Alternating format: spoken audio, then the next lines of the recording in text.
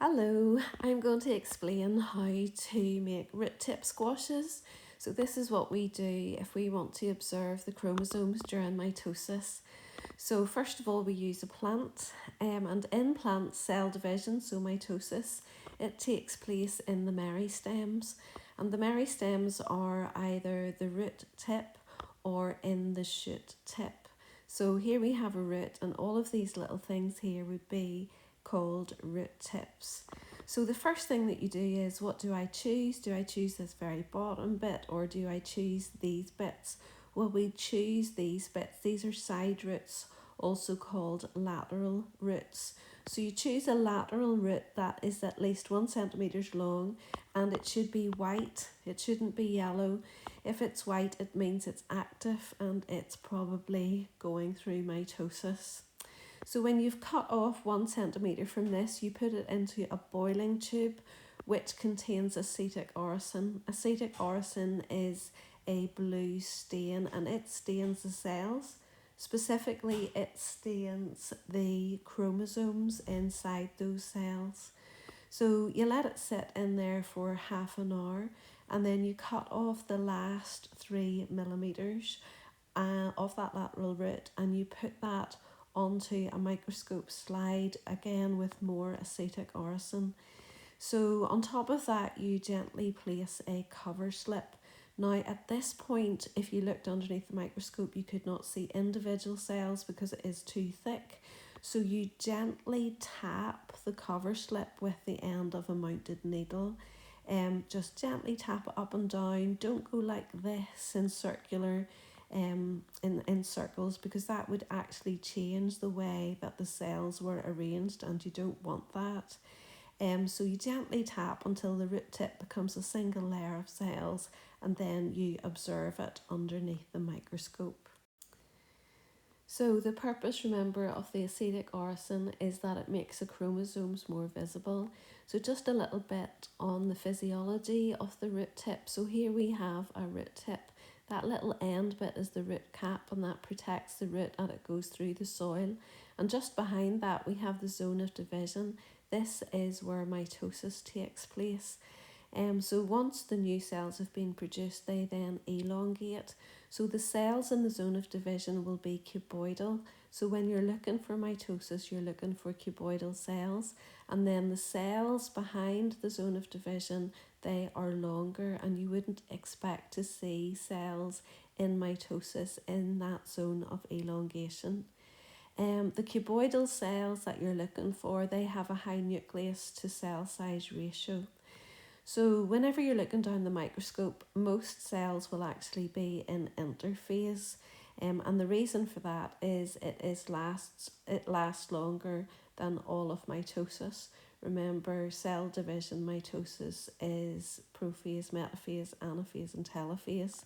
And then if we were looking at prophase, metaphase, anaphase and telophase, more cells would be in prophase.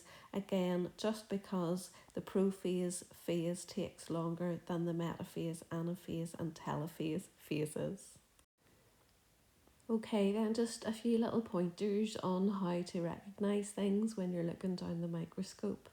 So some tips when identifying mitosis and meiosis. The first thing is that mitosis and meiosis 2 look identical, because in mitosis and meiosis 2 chromatids are separating and they look like this. Telophase would look like that, anaphase would look like that, metaphase and prophase would look like that. So how do you know if it is mitosis or meiosis 2? Well, first of all, you could look at the question, where is it taking place? If it's in the testes or the ovaries, then it is likely to be meiosis 2. And the other big clue is somewhere they'll probably mention the diploid number of that organism.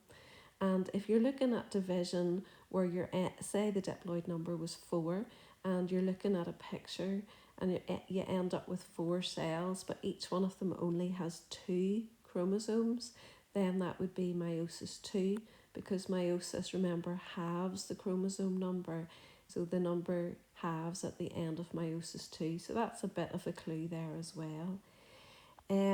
Now, how do you tell the difference between then anaphase 1 and anaphase 2 in meiosis? In anaphase 1, that is when the homologous chromosomes separate, but each homologous chromosome is still made of a pair of chromatids. So you will see little chromatid tails because each chromosome is made of two chromatids. But if it was anaphase 2, you will that's when the chromatids separate. So as this goes north, you can see that that is just one chromatid, not two chromatids, as you would see in anaphase 1. When you're answering these questions, please do not lose marks by forgetting to say, is it meiosis 1 or is it meiosis 2?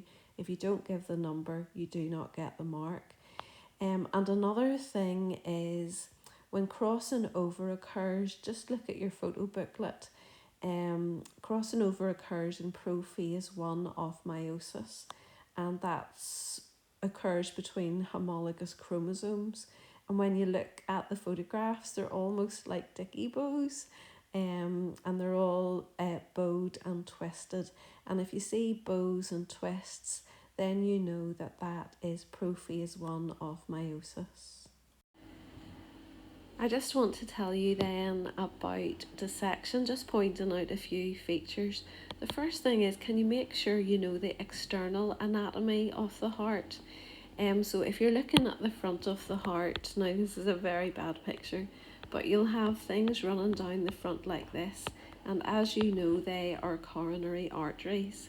And then you'll have some tubes at the top.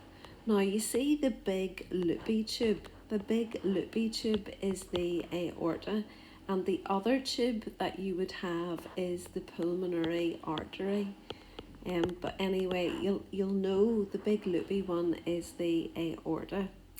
So the aorta is larger as well, and it has a thicker wall than the pulmonary artery. Well, you might be looking at the heart and you might think, well, I don't know which one of those is the vena cava. You need to know that there are two vena cavae, right? One comes from the upper body, so it's carrying deoxygenated blood from the head region, and the other vena cava comes from the lower bit of the body carrying deoxygenated blood. Okay, on the left hand side of the heart, then this side between the atria and the ventricle, you will find the tricuspid valve, and the tricuspid valve has 3 flaps, whereas the valve on this side has 2 flaps.